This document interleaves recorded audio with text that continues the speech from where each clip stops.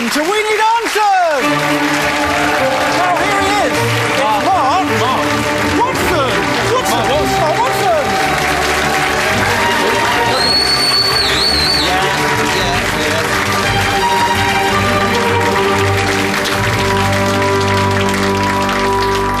Welcome to We Need Answers, the quiz show where the questions come from you, the public, via a text answering service. I'm Mark Watson, I'm sort of in charge of the show. I'll be telling you roughly what's going on. Sometimes I sort of squawk and yell and get excited. It should basically be fine. But I'm actually only one of 3 hosts. There are 2 other humans here. One of them, on the computers, is Alex Horne. Hi, Alex. Thank you very much. Thank you. I'm probably the least flamboyant of the 3 of us, so I've been given the laptops, and I'm going to use laptop A to demonstrate the conceit of the show, how the show works. You'll recognise they're 4 identical members of the public, curious texters. They've got questions, and they're texting the questions to a text answering service, a new phenomenon, and we've teamed up with one of these new phenomena, which means we've got access to thousands of questions, and we'll be using the questions tonight. It's hard to imagine how many. It's probably best if you think of them as something like an enormous question cow. We've got access to that cow, we've been feeding the cow up, we've been fattening the cow up, and we've condensed it into 2 steaks. Think of them as like question steaks. We'll be offering them to the contestants, and if one of them's vegetarian, we'll give them a vegetarian option, like a coffee. That's, Thank you, Alex. Well, we're all a lot wiser now as to how the show works, but you might be thinking, well, these questions, how will they find their way from us to our contestants? That will be... I'll do this. Do we have a question master? Well, that will be something... we do have a question master. Not much suspense now. It's him, Tim Key! Tim Key! Oh. Now, Tim, we always have a theme for the show. What's the theme? The theme this week. The theme in this episode is... There it is. The media and eating. There we are, Tim. The media. Dreadful and eating. Well, we've got some more details here. Ali, if you can just note things like notepads, waffles, sausages to eat, and then buttons, of course. Sort of you can eat them, but also you might wear buttons if you go to a press conference, so it kind of links the whole... sort of media. Media. The media and eating, there we are. So the media and eating. What is the media? What is eating? Does food ever eat us? These are the sort of questions which may or may not come up depending on what we ask the contestants. But who are these contestants? Well, I'll answer that by saying, let's meet the contestants. Let's meet the contestants. Let's meet the contestants. Let's meet the contestants. Yes, let's meet the contestants. Our first guest tonight is known to millions as Esther Rantzen because she is. Her massive CV includes presenting That's Life, setting up charities, introducing talented pets to the public, giving medals to brave people, and now standing for Parliament. She went on I'm a Celebrity, and yet she is a celebrity. It is Esther Rantzen!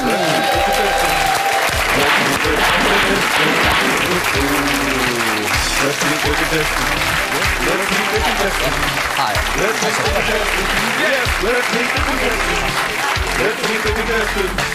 Up against Rantzen is perhaps the nation's most prominent sports broadcaster.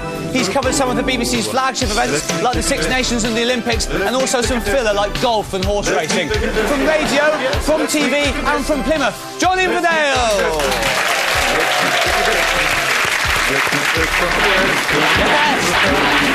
Hello, John. Why can I break your face? Yeah, why not? Oh. Let's meet the contestants. Let's meet the contestants. Yes, let's meet the contestants. Lovely display of sportsmanship. That's the first time we've seen a player embrace an opponent before it even starts. We should really work out the scoring system. This is not just a load of nonsense. This is a proper quiz with a proper scoring system, which is this. For a right answer, which is one which matches our text answering service, 2 points. For a wrong answer that bears little or no resemblance to the text answering service, well, no points. And the complicated bit, 1 point if you're quite right, which is, you know, not perfect, but, well, I mean, Tim's sort of...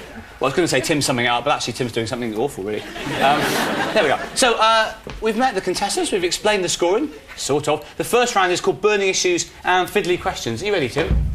Yep. Yeah, exactly. Alex? I'm very thirsty. Oh, Alex is thirsty. Tim's ready. Are you all right, John? I'm, yes. Yes. Without further ado, let's play We Need Answers!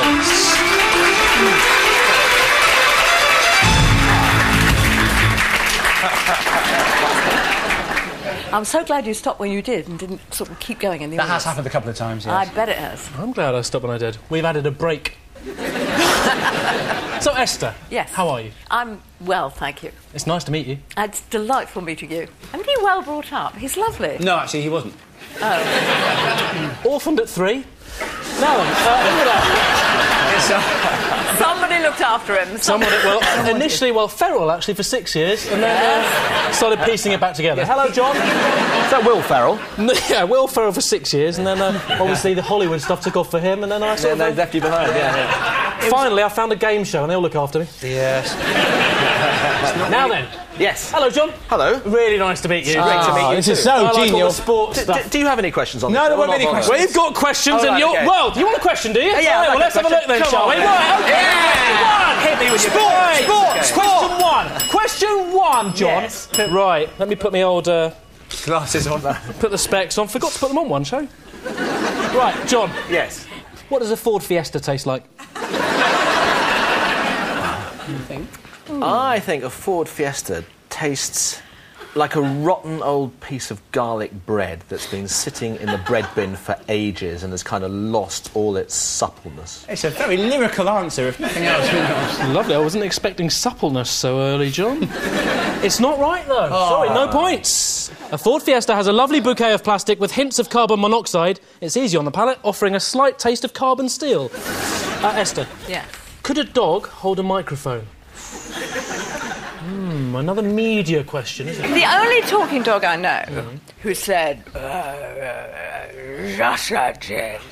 can I stop you there, Esther? You may. We actually... Ali, you can do it, can't you? Alex. Look, watch this. Sausages. No, that's not... Do it again. It's less impressive for humans. If you listen carefully... Sausages. Yeah, No. It sounds like sausages. Go on, do it again. Sausages. No. It sounds like you're saying But sausages. it is better if a dog does it, to be fair. No, but listen to Ali. Do it again. Sausages. Yeah, it sounds like sausages. No, but the point is that Esther's was a dog, whereas Alex is a human, so he's always capable of saying sausages. Sausages. Not bad. Go on, carry on, Esther. Anyway, he not only said sausages, but he also said Elvis. And he also said Jersey. And he once said Esther. But never used the microphone. Can a dog hold a microphone? Now, you see, hold is a very, very important word. It's a very emotive word. A microphone... Quicker, please, Esther. Please. All right, a microphone could be strapped onto a dog. A microphone could be put up... Yes, in his teeth, thank you. It's right! Yeah! Yes! Esther's got it. Marilyn Rantzen, Lisa Rantzen, Richard Branson, not as good as Esther Rantzen, Esther Rantzen, Nigel Mansell, Ted Danson, Jackie Chanson, Jennifer Aniston, not as good as Esther Rantzen, Esther Rantzen, Jensen Button, Jasper Calvert, Eric Clapton, Gloria Honeyford, not as good as Esther Rantzen, or Heston Blumenthal, Heston Blumenthal.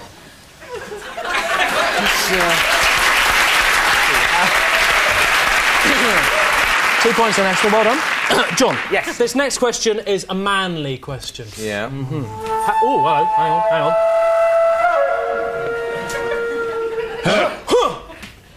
Okay. How far can someone get eating themselves before they die?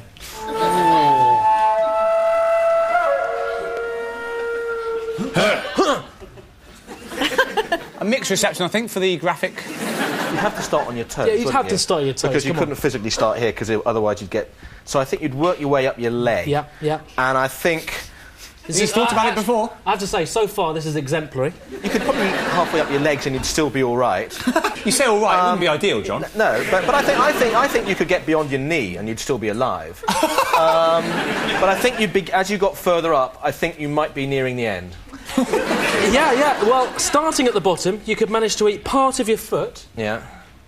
before bleeding to death from your arcuate artery. Really? Apparently so. You might also choke on your bones. I'm going to say white, right? Yes! Yeah, because you started at the bottom. Yeah, so a point to John Inverdale. There we are. Esther, Yeah. how does TV and journalism contribute to cultural reproduction? This might mean the reproduction of culture, or it might mean, I suppose, having sex while reading Camus. I thought both. Well, yes, I was... Definitely both. Yes. So it can contribute. And it definitely does. Now then, we come to the thorny question of how. by reproducing cultural icons and other works of art, it therefore contributes to the experience of persons like the ones in this studio today, so that they can see the Mona Lisa without going to the Louvre. Right, let me tell you this, Esther. Here's the answer. TV and journalism can contribute to cultural reproduction by conveying foreign ideologies, values and social norms, which in turn influence the audience. I'm going to say it's right! Yes! Very good. Close enough for me, Esther. John Inverdale, you now have a question for yourself. If a pigeon and a snail set off around the world in different directions from Nottingham, where would they meet? I think they'll meet at Anglesey. But if the snail's going west from Nottingham, by the time it gets to Anglesey, it then hits the sea. Which is a problem, and I think that's the problem for the snail. Yeah. So it's going to basically have to sit there until the pigeon goes all the other way and then meets it. There we are. So I think Pretty good. John, sorry, it's a can I just get a picture of that? That was just a lovely... yeah, it's lovely. Esther, do you mind... This is lovely because we're not all together that often. Yeah, I just thought it was a lovely moment. Thanks, guys. That's okay. Thank you. I've got to tell you, John, it's a great answer. And wrong? Very. In the time it takes a pigeon to circle the Earth, 830 hours, a snail can travel only 2 miles, so they would meet 2 miles outside of Nottingham. Hardly worth doing, really. Esther. Yes, sir. This is a question to you. Go on, then. What? It's a bit of a fiddly question, this. I'll listen with care. OK. What is the bendiest road in the UK? So, Esther, just if this helps you imagine, where am I? It might not help you. Can you remember a particularly horrible road that you've had to drive down, Esther?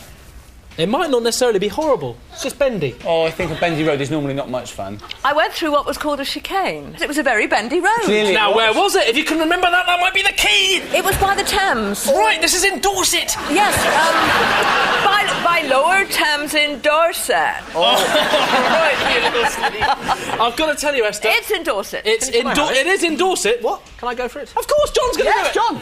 I think it might be where an oxbow lake has formed and the road goes all the way back somewhere near Lulworth Cove or somewhere like that in Dorset. Amazing. Is that near Can Common?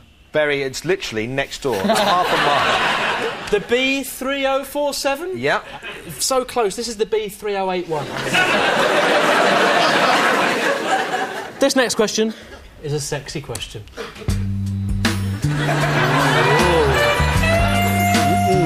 Well, I mean, yeah. Down, boy. When did man first make brief underpants, and what did they wear before them? That is quite a sexy question. Yes. I think before there were underpants, there was barely civilization. The Romans have been written off by I'm not sure. I don't think the Romans had underpants. I was on Hadrian's Wall last weekend, It's the start of an and there was no mention in all those little brief historical things all along the wall. There was no mention of underpants there. Never is there? So I think. To be fair, the Bio Tapestry doesn't have much on pants either. I think 1147. Men's brief underpants were first sold on the 19th of January... 1935! You're way wrong! Well, 800 years or so. They made their way to the UK in 1938. I don't believe that. Well, I'm sorry. Take it home with you and frame it, old boy. Well, I'm sorry. And that is the end of the round!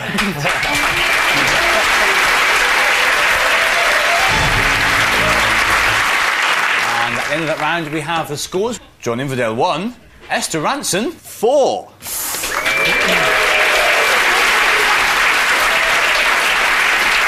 And the next round is called You or Him/Her. In this round, all the questions have been sent to our text answering service on the subject of tonight's contestants, John and Esther. So each player can choose to answer a question about themselves, or for double points, they can answer on their opponent. Let's play We Need Answers!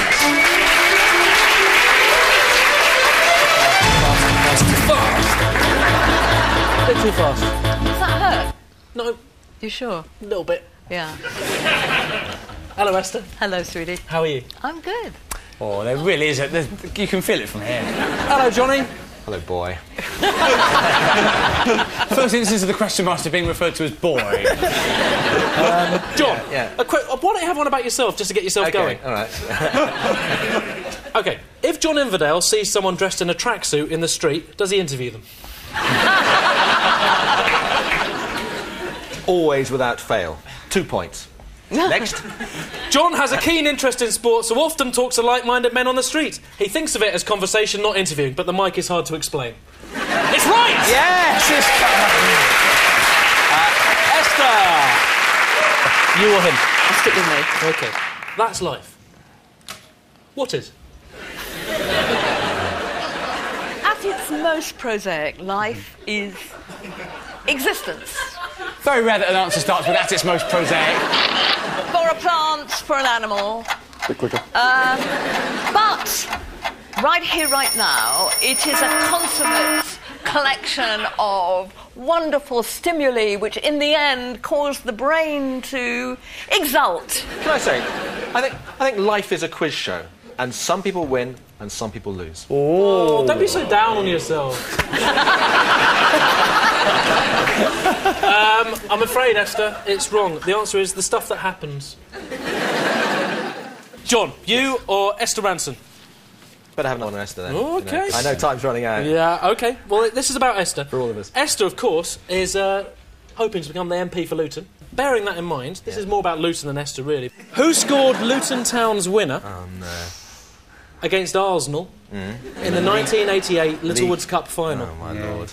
We all know Andy Dibble was in goal. But who We all know Tim Breaker played at fullback. We all know Arsenal were 2-1 up and missed a penalty. David Pleat was the manager. David Pleat was the manager. We all know that. We all know Les Seeley couldn't make the match. We all know Les Seeley ended up getting a medal, but then gave it to Jim Leighton. We all know Jim Leighton was mortified after that and his career never really recovered. We all know these things, John, don't we? But who got that dramatic late winner, John? Quicker, please, Quicker, John. please, Quicker, John. please, Stop stalling. Come on. Well, Somebody Allen. The first name was right. Alan somebody. No, it's somebody, Somebody but else. something else. It's Brian, so I'll give you... Brian. Brian?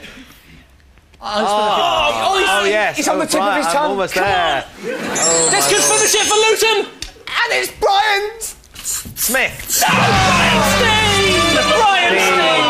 Brian Steen. Brian Steen. Of course. Brian Steen scored the winner. 90th minute of the 1988 Littlewoods Cup final. No points, I'm afraid, John. And that's the end of the round.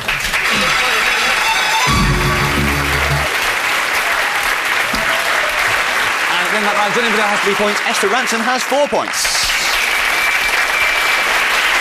Alex, any further analysis? Well, I've got the picture back from the chemist. Ah, yeah. Disappointing. I've scanned it in, but it's not... the quality is diminished. They've sort of mucked up the heads. All the heads got mucked up. Oh, they've swapped the heads round? All the and your head's all loose. Your head's all loose. Well, you did say they lost a lot of the quality. It's not ideal. Can you make all four go at the same time? Yes. Oh, I'd like to see that. It just take a bit of time. No, that's all right. Oh, no, thank you. Way! There you go. Thank you, Alex. We're now going to kick back and relax in the pub, because it's now time to set our contestants a physical challenge based on a particularly intriguing text received by the text answering service, as always. Alex, can we see the text, please? Yep. So there it is. Who is the worst name dropper ever, and how many did they drop, and were they unpopular? We're going to test our contestants' name-dropping prowess in a realistic bar situation. So please welcome barman and local raconteur, Mr. Tim Key.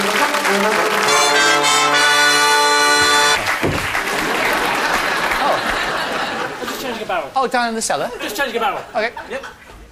Hello, Esther. How do you do? God, dear me. How's the old pub going, Oh. Tim? I heard that Trevor got barred. Trevor unfortunately got barred in the end because he kept on. We've got like a dartboard, as you see. We've got a dartboard, and he kept on going in front. Like there's a clear thing where you have to like write your name, Yeah. and Trevor kept going in front. So, and also he glassed Ethel. John, would you like a? beer, please, of course you can, mate.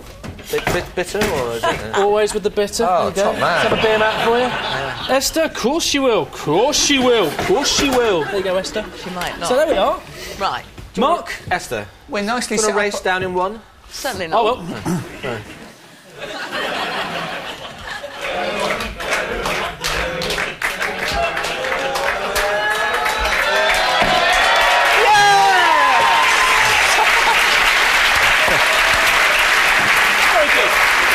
The BBC doesn't normally condone binge drinking, but 48 points to John now. This is a game based on name dropping. what I'd like you to do is drop as many names as you can in a minute. OK. Obviously, you have to write your names down on these beer mats. The more names you write down, the more points you score. OK. And they have to be people that you have met. Yes. And you'll be awarded points depending on how big a name drop it is. Right, are you ready? Yeah. Ready, John? Yep. Ready, Esther? Yeah. Last orders in the bar! And they're off. The last drink I had was with the Queen. Go on, No, get it down there. Get it down there. At it down. Oh, wait. At the Queen's What's he got here? garden party. How did you meet Tony Blair? John, how did you meet Tony Blair? John, how did you meet Tony Blair? John, I've run miles with George Bush, with Tony Blair. What have you got? So, and was he a nice man? Gordon Brown now. Fantastic. No, you right, Gordon Brown. Well, I met him too. How did you meet Gordon Brown? Too. He invited me to 10 Downing Street. She says, writing down Tony Blackburn. Roger Federer. Yeah. What's Roger like? I've seen you interview him. He's fantastic. He's one of the nicest men you could ever Rafa meet in your Nadal, life. change the record, mate. Yeah. How about you don't do a tennis player? No, that's Tiger Woods. He doesn't play tennis. I thought I'd put him down. No, but he appears in adverts with him. Okay. What have you got over here, Esther? Uri Geller. Have you met Uri Why Geller, not? Is it a John? bit better? We got what have you got there? Margaret Thatcher, Yeah. another PM. What are you, Esther, you're running out a little bit. You can say yourself. Spice Girls, a bit general. We've got 10 seconds to go. Drop those names. Drop those them. names. There, in goes Phil Collins. He took his time, and now Michael Jackson. You sicko. That is inappropriate. It's totally inappropriate. That's the end of the physical challenge. Pens down. Pens down. So our contestants have dropped names for all they're worth, and we're now going to see who dropped the more and the better names. Please bring me the buckets. Well done. There we are.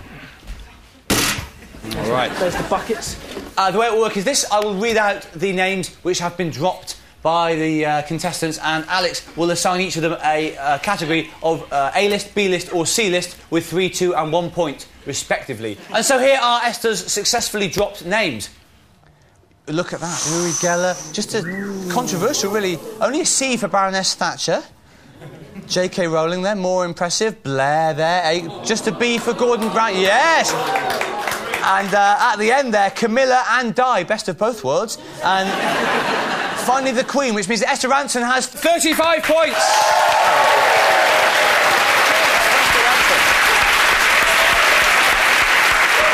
Let's see who John Inverdale has managed to drop. Ooh, look at that, an A. This time Thatcher's gone up to an A, a bit controversial. She was a B in the last round. McCartney as well, some good names there. C for Peter Gabriel. Still, it's all points, it's all points. Quite a lot of sports people. No points at all for Kit Jensen, who I think was Kid Jensen, the DJ, who in any case we haven't heard of. But look at the way he's finished. Bush, Blair, Bolt and Pele. Devastating. And that means 44. So with that onslaught of Bush, Blair, Bolt and Pele, Inverdale makes the point safe. He wins the physical challenge, which means the scores now is getting closer. Esther Rantzen has 4 points, but John Inverdale out in front with 5. And that's the end of the physical challenge.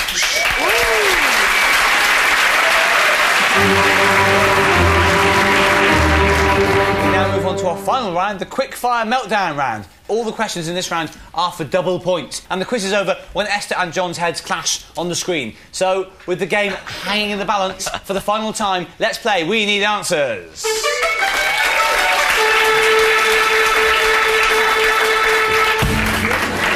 Hello. Hello. Right, so are we ready? Yep. Last round. Yep. Any points you're Quick fire, planning on? Tim. Yeah. What colour are Wandsworth Council's recycling bags? Esther Rantzen. Green. It's orange! They're orange sacks! They're orange sacks! Does a penguin have an ankle? Esther Rantzen. Yes. He's right! Yes! It's the tarsus metatarsus. What do you get if you cross a motorway with a wheelbarrow? Uncle John. Dead. Right! Yes! Is bunting those streamer flag things that you see? Esther Rantzen. Yes. Yes, it is! Yeah. Very good! It's the correct term! Exciting stuff. What is Gary Lineker's middle name? Uncle John. Come on! Gary, Quicker, please, John, quicker. Gary Lineker. Gary Nice Lineker. It was Winston! It was Winston! How many calories does a postage stamp contain? Uncle John. Quicker! 32. Goes across. 5. 5.9! Yeah! Very good! What is a baby bear called? Uncle John. It goes across too slow! Cobb is right, Cobb is right. The points to Esther. Is the moon white? Uncle John. No. No, the rock is rather dark. And that's the end of the round and the end of the quiz.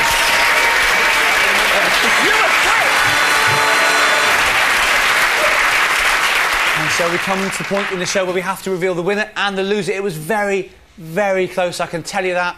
But in reverse order, I'm going to reveal them with 9 points. I don't want to spoil the suspense. It was John Inverdale!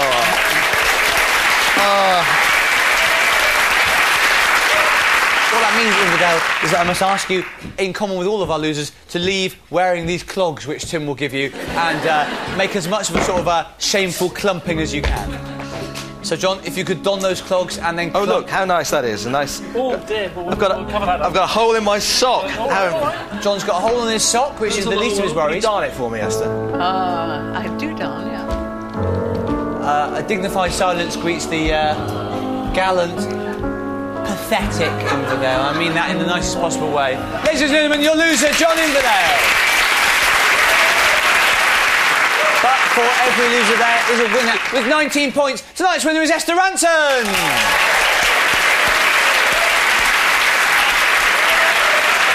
You've won a lot of things in your career, Esther. And you're about to win something else here because you can choose between the We Need Answers plate or the We Need Answers dates. I think I would like We Need Answers. That please. plate will sit on Esther's mantelpiece. So, Esther, that plate is yours. No one can take that away from you. But you could win even more now as we play the House Prize Showdown.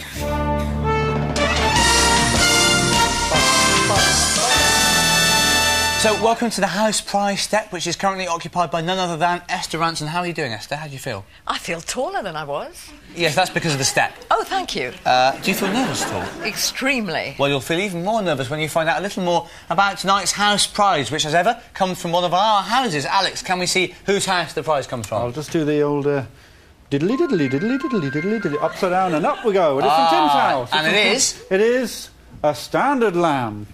There we are. Got it there. There we are. There it is, Esther. You could win a lamp. Is your house quite dark at the moment? I actually need a standard lamp. Goodness gracious me. This couldn't be much more suspenseful. I know. What's the story behind you having this lamp?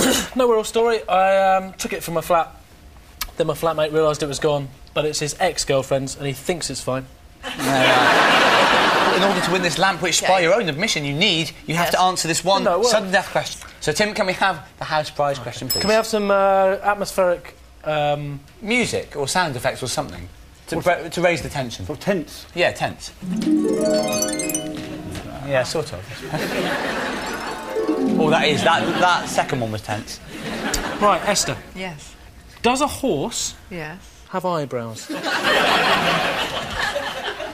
So, does a horse have eyebrows? We know that horses exist, for one thing. We know they've got eyes, but do they have eyebrows? Well, they do, but let's see if Esther knows that. Esther, does a horse have eyebrows? If you know, then you'll have that lamp in a minute. So it's just a question, really, of saying, yep. So... Can I just ask a question? Of course you can. Do I have to put that in my car, or will someone deliver it to me?